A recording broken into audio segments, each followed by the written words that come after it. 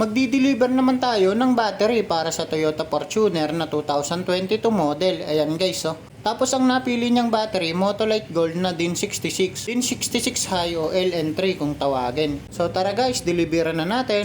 Tara na guys! Magdi-deliver tayo! Ayun guys! Umuulan! Tataran! Tantararan, tantang! Tao po!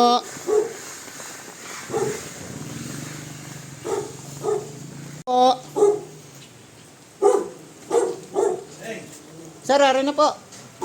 Pinatest muna ni sir yung battery niya. Gumagana pa naman daw yung busina, malakas, tsaka yung ilaw sa dashboard. Ang problema lang talaga, ayaw magtuloy mag-start. Push button nga pala to mga guys. Nung in-scan ko dito sa tester, nasa 22% na lang itong battery niya. Mahina na po yung kuryente nito, kaya hindi na kayang paikutin yung starter. Kaya pagdating dito sa bagong battery, one click na yan mga guys. Ay, push button nga pala to. So ayun, okay na mga guys. Uuwi na ako. Pagbalik ko sa shop, meron akong nadaanan tiyanggian dahil nabasa nga yung damit ko. Bibili na lang ako dito. Tag 50 pesos lang ang bawat t-shirt dito. Kaya bumili na lang ako.